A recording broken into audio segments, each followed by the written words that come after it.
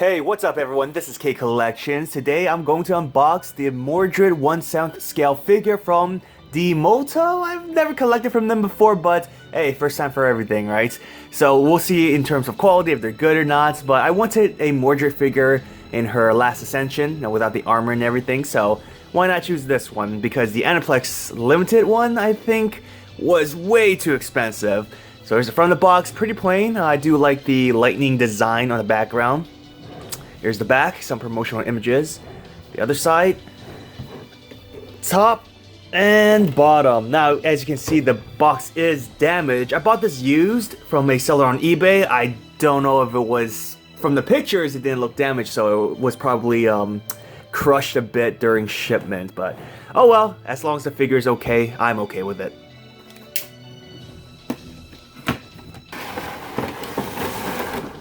Here's a quick look at the interior of the box. Nice symbol there, and a nice wording right there. Now, the box is very cheap. I could definitely see why or how it got damaged during shipment. Unlike big companies like Good Smile or Aniplex, Alter, etc. Kotobukiya even, right? Now, those are high quality cardboard boxes. So this wouldn't be a problem unless you're an in-box collector. I'm not, but I could definitely see some issues buyers will have if they want to keep this figure in the box. There's only two accessories. First, you get the standard base for the figure, Fate Grand Order logo in the middle, translucent red, it matches the character, but other than that, it's kind of plain, not much to talk about. And looking at this now, wow, there are a few smudges on this space. I guess the seller forgot to clean this up before selling it to me, but that's okay, I'll do it myself. But like I said, it's pretty plain. It matches the character in terms of coloring, so there's some consistency there. Now for her blade, her sword, it's okay. Some painting issues here and there, and I'll talk about that in a moment. But the silver, it's just a shiny silver painting, not metallic. So that kind of sucks there compared to the other figures I own where they have a nice metallic silver painting to it. This is just, I would say, a nicer, I guess, prize figure, you know. There aren't a lot of paint splashes or anything compared to prize figures, but the painting, the coloring, it reminds me of prize figures. Sculpt work is pretty good though. The runes in the blade, or on the blade, excuse me, those are all sculpted. You also have this garnet reddish, blood reddish, somewhere in between coloring around the blade as well. Now, the painting issues that I'll talk about, you can kind of see the silver bleeding onto the garnet red right there. And there was another one. Oh, right there, you see some of the silver bleeding onto the red. So, a bit sloppy, especially right there. There you go. You see a lot of the red bleeding onto the silver. So, it's a bit inconsistent. And vice versa, right? Some light painting right there. I do appreciate the shading on the handle. Not a lot of companies shade the handle of their weapons. The reason being is, well, because it gets covered by the character holding it. Now, you also see a paint chip right there, or paint splash. So that kind of sucks. Let me see if I can focus my camera. There you go. So that sucks, but it is what it is. Alright, so onto the figure itself. There are a couple issues that I will talk about. First and foremost, there is somewhat of a glue residue on her torso. That kind of sucks there. So I guess I'm gonna have to try to scrape it off, but I am cautious because I don't want to scrape off the paint. Another issues would be the painting. Some of the gold bled onto the red of her clothing, vice versa. Some of the red bled onto the gold, so it's very inconsistent. I'll show you an example right here. So that doesn't look that great, as well as the side right here. So just a bit sloppy in my opinion. Now, this is a personal preference. I kind of wish that there were more shading on her hair.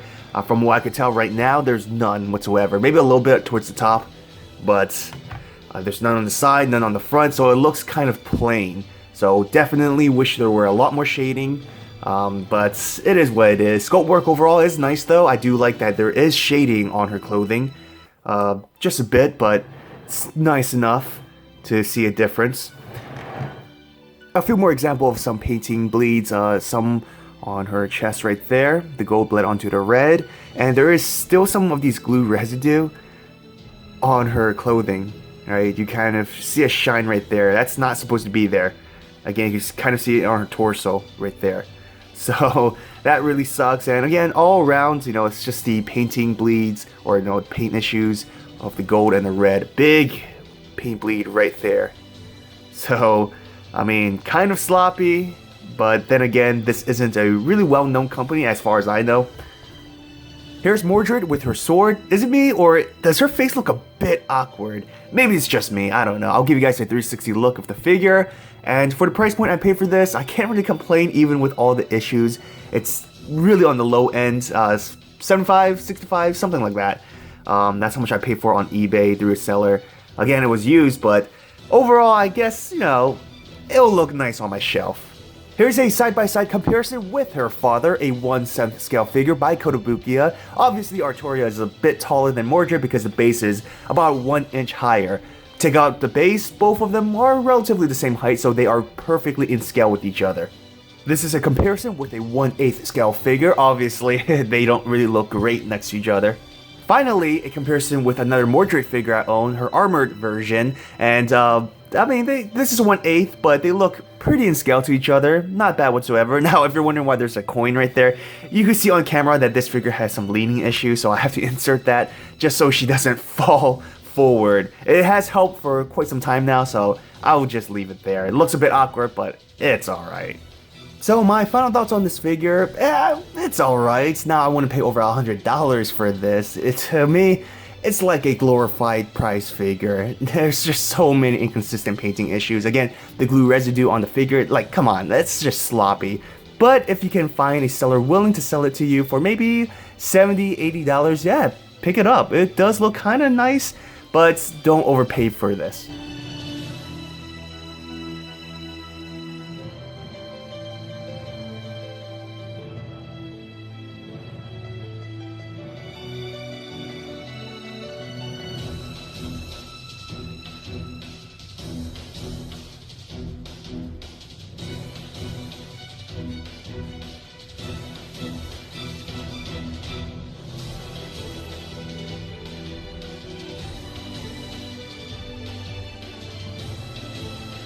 Special thanks to all my patrons for supporting me. If you want to support my channel, check out my Patreon. I hope you enjoyed this video. If you did, hit that thumbs up and subscribe to my channel for more Fate content. Follow me on Twitter, Instagram, and join my Discord server. All links are in the description. Have an awesome day, everyone. Till next time.